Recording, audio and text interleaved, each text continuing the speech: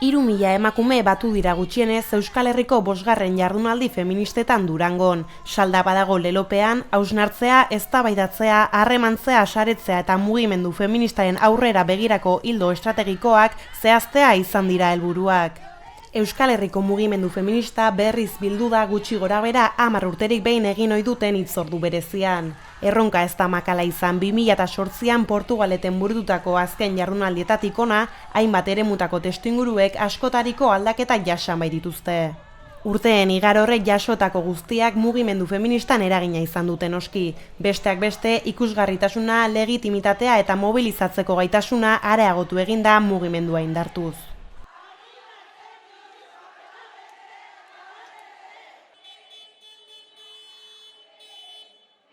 Gure helburu nagusia zela egin dugun batura hori egitea eta gai batzuk mahai gainean jartzea, ez? Diagnosiaren aldetikan nik uste talde berriak sortzen ari direla, asamblea berriak sortzen ari direla, baina baita ere badagoela jende asko feminismoarekiko interesa duena, baina ez dakiela edo ez dagoena antolatua, ez?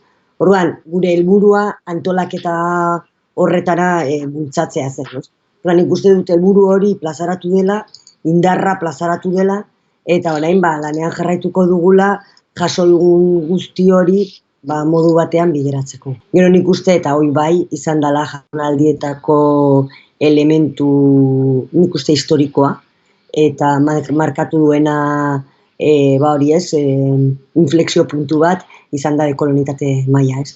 Lehenengo aldiz nik uste feminismoa, Euskal Herriko feminismoa sentitu du askotan esaten genuena, baina nola politieki gelditzen zana ez, eta zuriegia garela ez. Orduan, nik uste kolpea eman zigula, baina kolpe ona izan zala eta beharrezkoa ez. Gorputzen mailak, sexualitateak eta kontutan izan da, esango nuke, momentu honetan sistema binarioak eta heteroak zaputzen gaitula ez, batetik ez bakarrik desira kolonizatu dagoelako, baizik eta gorputza eta emakumearen definizioa bera kolonizatua dagoela, eta erantzun bat eman behar zaiola. Eta nik uste baita ere horre irakurtzen da, badaudela talde gazteak, eta gero badaudela beste debate batzuk ez, transgenerismoa adibidez, horre zentruan dagoela eta feminismoak heldu beharko liokela ez. Indarkeria mailan laburbilduz esango nuke badagoela proposamen bat feminismoak kudeatzeko indarkeria matxista.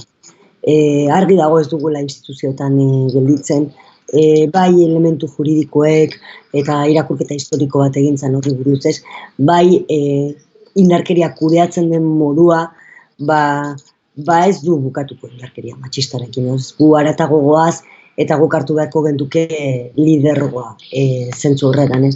Eta gero badidez Farrukas bezalako taldeak, ze erantzun kaleak, nola atera asarrea, ez? Sortzen dugun asarrea, indarkeria impunitate guztian zabaltzean, ez? Eta gero asanblada supererraldoi bat, talde askok proposamenekin, baina nik uste eta laburbilduz, esango nuke, antolaketarako deialdi bat egiten dugula, feminismo oso ezberdinetatik, talde asko gara, ezberdinak gara, baina batera egin dugula lan. Bada importante esatea, oso indartsu gaudela, antolaketarako gogo asko dugula, lan asko dugula aurretik, momentu honetan ofentsiba oso potente bat datorkigula, eta ez, amaierako ekitaldian, ere beste borroka asko aipatu genituen, ez, kurdak adibidez edo Abjalan momentu honetan ematen ari dan ez dakitez exterminioa eta orduan indartsu egon behar garela eta hori da erronka.